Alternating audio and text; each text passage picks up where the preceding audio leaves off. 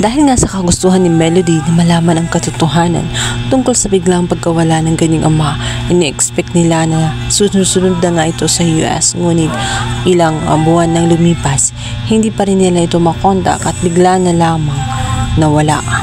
Nalaman niya ito nang tanungin niya ang nirerentahan nito na apartment. Ilang buwan na itong hindi umuwi. Kaya sa tingin niya ay nawawala ang kanyang ama at hindi umano ugali ni Mang Kanor na umalis nang hindi nagpapaalam.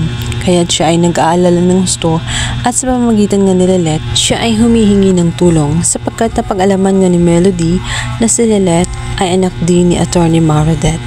At siya na lamang ang nag-iisang malalapitan niya na sa tingin niya ay makakatulong sa pagresolba sa kanyang nawawalang ama.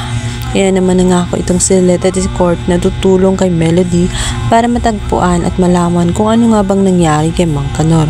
Hanggang sa nag-imbestiga na nga sila.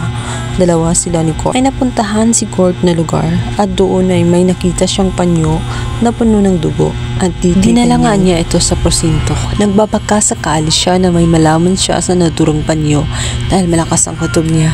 May kinalaman ito kay Mang Kanor at hindi nga siya nagkamali sapagkat nalaman ng investigador na ang mga panyo ay may mga fingerprint at ang ikakagulat nga ni Court, ang panyo na iyon ay pag-fingerprint na yun ay pag-aari ni Attorney Renan Alon. Hindi lamang si Attorney Court ang magugulat, maging itong si Lilette matapos kasi niyang mag-imbestiga sa isang kakilala ni Mang Kanor ang malaman niya na ang hinahawakan pala dati ni Meredith kung saan ipinagtatanggol niya itong si Mang Kanor. Ang kaso pala na iyon ay walang iba kundi ina nitong si Attorney Renan Alon. Kaya pala bumalik siya nang ito'y lumaki na dahil naghihiganti siya sa mga anak ni Meredith dahil sa pagkampi ni Meredith. Malinaw na malinaw kay Attorney Lilette na hindi natanggap ni Attorney Renan Alon na nakalabas ang pumatay sa kanyang ina kung kaya galit na galit siya hanggang sa naging mahusay siya na abogado. Binalikan niya ang kaso ng kanyang ina at sinisigurado nito na mananagot sa batas ang isa sa pumaslang sa kanyang ina na ito nga si Mang Kanor, maging ang mga tao na tumulong kay Mang Kanor ay pinaghihigantihan niya.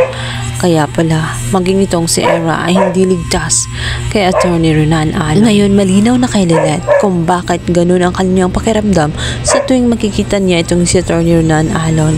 Kinakabahan siya, alam niya na hindi ito nagagawa ng mabuti, lalong-lalo na kay Era. Tingin niya ay hindi nga ito ligtas sapagkat may mga lihim ito na ngayon malinaw na sa kanya na si Renren at si Attorney Renan Alon ay isa. Kaya naman sa oras ng kasal nila ay pupuntahan siya nitong si Lilette Matias upang pigilan na hindi niya dapat pakasalan ang taong pumatay kay Mang Kanor. Na makukulong na nga itong si Renan Alon sa kalokohan na kanyang ginawa. Hindi niya may tatanggi sapagkat may ebidensyang hawak si Court.